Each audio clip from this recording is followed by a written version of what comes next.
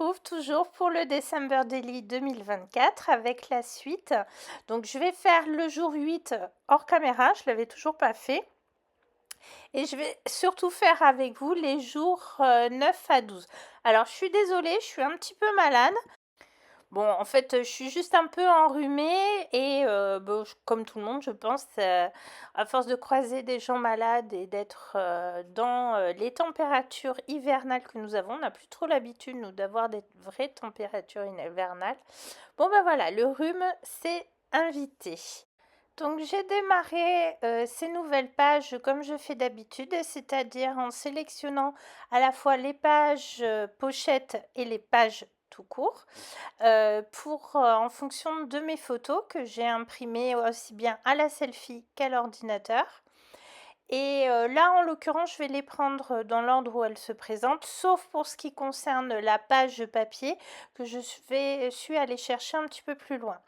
Alors, à propos de la façon dont je redimensionne, que ce soit mon journaling ou mes photos, on m'a demandé un tuto. Le problème, c'est que moi, je travaille sous Mac, c'est-à-dire avec le logiciel Page que l'on ne trouve que chez Apple. Donc, je ne suis pas sûre que ce tuto vous intéresserait. Je pense que ça ne doit pas être très différent de Word, mais ça fait tellement longtemps que je n'ai pas utilisé Word que je ne pourrais pas en être sûre. Dites-moi quand même en commentaire si ça pourrait vous intéresser, ou tout du moins de voir comment je procède. Si il y a plusieurs personnes que ça pourrait intéresser, dans ce cas-là, je vous ferai un petit tuto. Donc, je commence par mettre en place mes photos. Par les coller, sauf cette grande photo, mais ça j'y reviendrai plus tard. Et je vais notamment commencer par la plus grande des photos que j'ai imprimée au format 17,5 de large par 21,5 de haut. Et là, je me sers de la pochette pour pouvoir faire les trous directement dans ma photo. Après, je vais poser des œillets que je vais découper à l'aide de ces deux petites perfos dans un papier pailleté. Alors, je sais pas, ça fait longtemps, c'est une chute de papier. Hein. Il est un petit côté tissé. Et du coup, d'ailleurs, les perforatrices qui commencent à être un peu vieilles, vont avoir du mal à le découper. Et vous allez voir qu'en collant les œillets, je vais faire une boulette. C'est un petit peu l'inconvénient en fait de travailler notamment sur du papier ou plutôt sur des photos imprimées avec une imprimante jet d'encre. Vous allez voir, ça arrive. Voilà, comme je colle avec de la colle, eh bien l'œillet se déplace. Le problème, c'est qu'il se colle plus ou moins et en fait, ça abîme la photo. Donc du coup, c'est pas bien grave parce que je vais faire preuve un peu d'imagination pour cacher. Et puis en fait, je me suis rendu compte que le papier pailleté avait laissé des paillettes sur mes doigts et qu'il y avait de la colle sur mes doigts. Et je suis venue en coller un petit peu sur la photo. Donc il y a de très très fines paillettes sur la photo. Alors à la base, je ne voulais pas mettre d'embellissement à cet endroit, mais voilà, c'est comme ça. Hein, souvent en scrap, on cache nos bêtises et puis des fois, c'est pas plus mal. J'avais envie en fait d'utiliser un grand alphabet doré des ateliers de Karine pour écrire mon titre. Bon, à la fin de la vidéo, je l'aurais toujours pas écrit, mais je pense que je vais bien y réfléchir et revenir le faire. Et quant au dos de la photo, je ne l'ai pas travaillé non plus parce que j'ai une idée en tête, je vous en parlerai à la fin.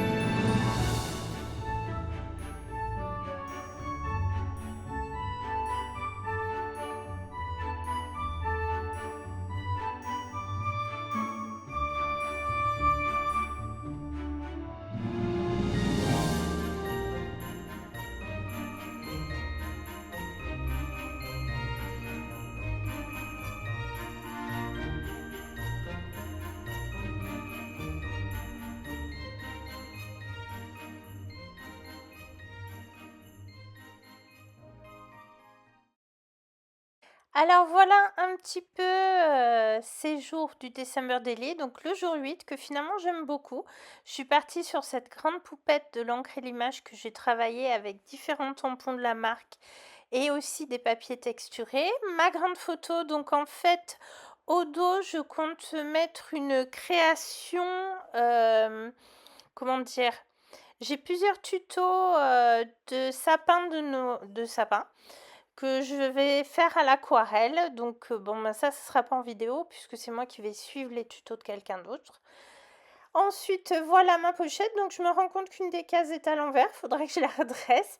Donc vous voyez, avec les différents embellissements du kit, ça peut aussi aller très très vite des fois quand on cherche pas trop longtemps, qu'on tâtonne pas trop comme moi. Je trouve encore que je vais plus vite, je suis plus à l'aise d'année en année quand même, hein. Et puis, je cherche quand même un peu les complications, donc surtout avec cette page.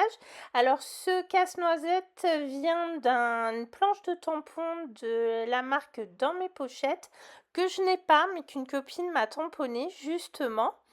Et sur le coup, je m'étais dit: «C'est trop vite». J'ai voulu tamponner les fleurs et les coloriser de chou flower et finalement ça n'allait pas. Bon, vous m'avez vu tourner, retourner et donc je suis venue les mettre sur une carte avec ce joli renard d'Eyes de la dernière collection des ateliers de Karine. Mon petit casse-noisette de chou flower que j'avais tamponné à la base sur du papier 100% coton et que j'ai mis en couleur avec des distress. Alors c'est un petit peu dommage avec un tel papier, mais je n'ai toujours pas eu le temps de regarder mes aquarelles.